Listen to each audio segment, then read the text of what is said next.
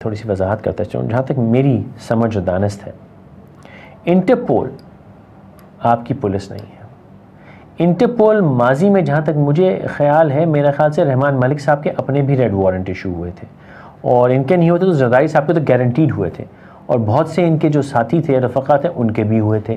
मियाँ साहब ने इशू कराए थे, नैब इशू कराया करती थी, सैफ रहमान साहब रोज़ रेड वारंट इशू कर रहे होते थे, मुझे याद है। लेकिन उस रेड वारंट पे आज तक कोई ना पकड़ा गया, ना पाकिस्तान लाया गया, ना कोई केस चला। जो एक आधा पकड़ के लाया भी गया था बहुत चंद हफ्ते पहले, वो भी केसेस गायब हो गए, ना जाने क्या हुआ। कुछ फाइनेंशियल स्कैम केसेस से, याद होगा आपको, मैं पढ़ना नहीं चाहूँगा, वो गायब हो गए। ख़बरें को दे दिएगा, आपको मिल जाएगा। लेकिन सवाल ये है कि भैया परवेज़ मुशर्रफ साहब कोई भागे हुए तो है नहीं, वो जिस तरह गए हम भी जानते हैं और आप भी जानते हैं। ये रेड वारंट का धमाडूसली किसको दे रहे हैं? क्यों आप ये बयानात देखिए रहमान मलिक साहब, डॉक्टर रहमान मलिक साहब अपना मजाक उड़वाते हैं, और कौम को इतना बेवकूफ़ या नादान ना समझें कि कौम इन बेवकूफ़ी में पड़ जाएगी कि रेड वारंट इशू करके मुशर्रफ को लाएंगे। परवेज़ मुशर्रफ साहब को आप नहीं ला सकते, ना वो आ रहे हैं, नंबर 1। नंबर 2, अगर लाना ही मकसूद है, भाई साहब का पासपोर्ट कैंसिल कर दीजिए, वो खुद ही उस मुल्क से निकाले जाएंगे, अगर वो मुल्क उनको भेजना चाहता है तो। क्योंकि वैसे तो जिन ममालिक में वो रहते हैं, जिन ममालिक के अनलिमिटेड वीज़े इनके पास होते हैं, मैं यूँ कहा कि सिर्फ परवेज़ मुशर्रफ साहब की बात नहीं कर रहा हूँ। नैब के ज़माने में लोग 11-11 साल मुल्क से मफरूर रहे, यहाँ कोर्ट उनके वारंट इशू करता रहा, हुकूमत ने कहा हमने इनके रेड वारंट इशू कर दिए, लेकिन वो लोग कौन से पासपोर्ट पे दुनिया भर घूमते रहे?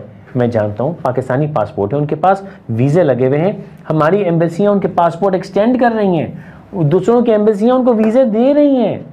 भाईजान, क्यों कौम का बेवकूफ़ बनाते हैं? ना आप उनको बुलाना चाहते हैं, ना उनको कोई भेजना चाहता है। कौम की आंखों में धूल ना झोंकिए। आप सब आपस में मिले हुए हैं, सबका एक दूसरे के साथ धंधा चलता है। अगर ये धंधा ना चलता होता एक दूसरे के ऊपर, तो आप कब के एक दूसरे को टांग चुके होते। अगर हमें अभी भूले नहीं है कि मियाँ साहब की नैब ने बेतहाशा केसेस बनाए, एक केस भी साबित नहीं हुआ। मुशर्रफ साहब की नैब ने बेतहाशा केसेस बनाए, एक केस साबित ना हुआ। अब जरदारी साहब की नैब दबादब केसेस बना रही है, उससे भी कुछ नहीं होगा।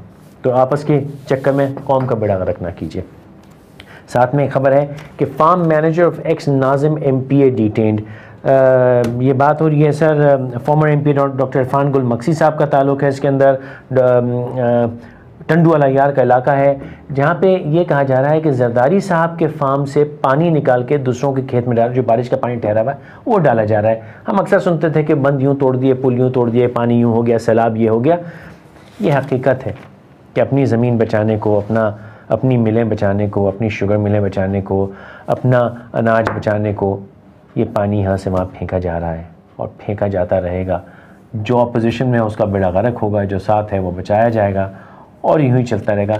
हम सिविलाइज तो होंगे नहीं, सिस्टम तो हम बनाएंगे नहीं, अल्लाह करम है, हम यही चक्करों में पड़े रहेंगे। No salary to Punjab women crisis centres employees for 4 months. 4 महीने से पंजाब वुमेन क्राइसिस सेंटर की एम्प्लॉयज़ को तनख्वाह नहीं मिली। और कल ये परसों एक खबर आई थी कि सखर में एक वो सरकारी दफ्तर है, जिसमें मेरे ख्याल से 50 ड्राइवर हैं 3 टूटी हुई गाड़ियों के लिए, और न जाने कितने मुलाजिम हैं। क्यों गरीबों की हाय लेते हैं, क्यों बद्दुआ लेते हैं? अरे उनकी तनख्वाह दे दीजिए भाई, रहम कीजिए, गरीबों के साथ जुल्म और ज़्यादती मत कीजिए। माल है, क्योंकि आपकी सरकारी हज भी चल रहे हैं, आपके तमाम धंधे भी चल रहे हैं, घूमना फिरना भी चल रहा है, मीटिंगें भी चल रही हैं, सरकारी ख़र्चे के ऊपर दुनिया भर में घूमते भी फिर रहे हैं, आपके अपने ऐवानों के अखराजात भी कभी कम ना हुए, सब कुछ चल रहा है।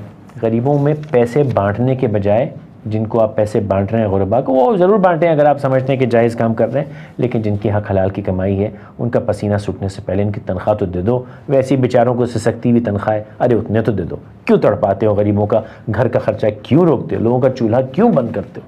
क्यों बद्दुआएं लेते हो?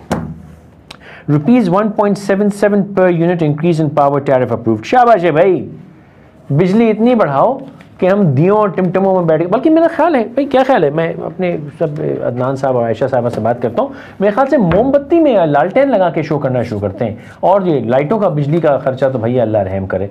तो मेरा ख्याल है अदनान साहब यही करना था, लालटेनें खरीद ली मेरे ख्याल से शो करने की, बिजली तो $2.25 रुपये पर यूनिट फिर बढ़ रही है। लालटेन का तेल कौन लेगा? लालटेन का तेल कौन लेगा, ये भी अच्छा सवाल है साहब। No plan to privatise steel mills. परसों का जो फैसल कुरैशी शो था उसमें हमने बात की थी कि हमारे जो federal minister for production Anwar Ali Cheema साहब उन्होंने फरमाया था कि स्टील मिल खसारे में है, लायबिलिटीज वो बेच दिया जाए। अब कहते नहीं मैं तो ये कह रहा सही है, नहीं बेचना नहीं है। बड़ी जल्दी ख्याल आया, क्यों अभी इतनी कीमत नहीं गिरी कि साहब आसानी से ख़रीद सके, अभी और बेड़ा गर्क करना है, कर लीजिए। अल्लाह आपको और हिम्मत दे और आपको वो मौका फ़राहम करे। और मौका दरअसल ये है आपको ये तमाम चीज़ें करने का, क्योंकि आवाम खामोश है। ये मैंने सारी बातें आपसे कर दी, लेकिन आपने उससे असर क्या लिया? ये तमाम ख़बरें मैंने आपको पढ़ के सुना दी, ये आपके अखबारों में आई है, मैंने ईजाद नहीं की है। आपने सुना, चंद लम्हे गुजारे और अब अपनी ज़िंदगी में चले जाएंगे। मेरी दरख्वास्त ये है कि इस गेम को बदलिए, और इस गेम को बदलने के लिए आपने कुछ भी नहीं करना। ये सिलसिला जहां हम ये बात कर रहे हैं स्पीक फॉर चेंज का सिलसिला है। Come on, speak for change. तब्दीली के लिए बोलिए, अपनी आवाज़ को उठाइए, और कुछ भी नहीं कर सकते तो बोलिए। घर से भी नहीं निकलना तो खुदारा ये वीडियो जहां आप देख रहे हैं उसके नीचे कमेंट्स का हिस्सा है, कमेंट कीजिए। वो कमेंट्स हम दुनिया को दिखाएंगे कि अवाम क्या बोल रही है, क्योंकि हमारे लीडरान तो कहते हैं अरे हम अवाम के अल्लाह भला करे बड़े चाहे वो लीडरान है, वोट है दिया है, हमारे पास मंडेट है।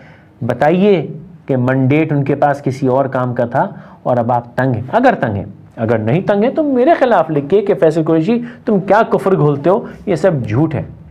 अगर मैं सच बात बोल रहा हूँ तो खुदारा आवाज़ उठाइए, जिनके पास आवाज़ हक़ है उसको बुलंद कीजिए। फिर मुलाकात होगी, तब तक इजाज़त दीजिएगा। आदाब।